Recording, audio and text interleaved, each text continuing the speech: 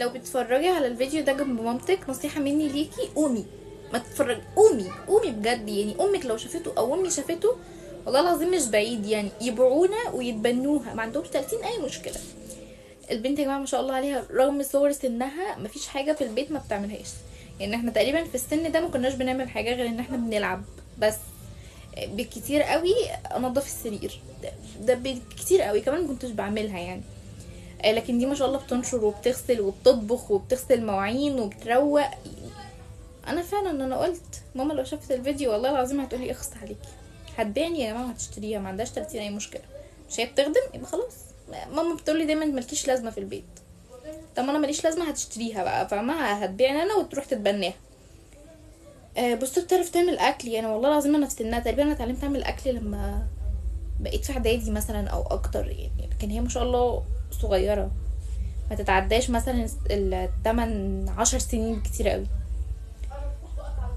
بصوا بتاكل اكل صحي كمان، ده انتي والله العظيم ده انتي لقطه. انتي لقطه تاكلي اكل احنا ما بناكلوش. البيض ما بحبوش، الذره ما حاجه صحيه ما باكلوهاش، خضروات ما باكلوهمش. فانتي لقطه بجد. جماعه ما تنسوش تعملوا اشتراك في القناه وتفعلوا الجرس وتعملوا لايك للفيديو ده، وتقولوا لي بتتابعوني منين، اخبار انتوا منين. ولو شكلي مختلف شويه عادي، ده تم تفعيل وضع الخمار علشان الشتا بقى وكده، ولو حاجه مكلكعه هنا فدي الدفايه، ما تاخدوش في بالكم، ما تاخدوش في بالكم يعني. عندنا في البيت ماشيه عامله زي محمد هنيدي في فيلم فول الصين العظيم، لما كان بيغني اغنيه يوم ورا يوم حبيبي، انا عامله زيه. بصوا كمان بتروق وراها، هي بتغسل مواعين. طب انتي يا بخت امك بيكي بجد يعني، ما شاء الله انتي يا بخت امك بيكي.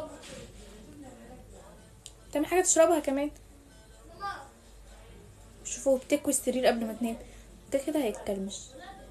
يعني انا بس تقريبا بسيب البطانيه عشان بقول ما انا كده كده هنام بالليل، يبقى ليه اطبقها بقى، ما انا كده كده هنام بالليل تاني وهفردها، ليه اطبقها من الاول؟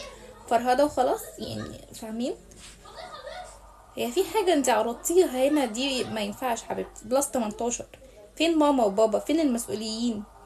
وفين مذاكرتك؟ لا لا لا، البنت دي مش عاجباني. فين المذاكره؟ فين المذاكره بتاعتها؟ وبتستحمى وبتنضف الحمام وراها، يعني دي عليها عرض رائع. طب انت بكام؟ طب عشان عامله عرض طب عليكي ولا ايه؟ مش فاهمه. انت كده هتجيبي لي مشكله مع عمي، الله يسامحك يا شيخ، في يا شيخ الله يسامحك. وكمان مسلعه من هنا، بتعمل بديكير. نامي نامي.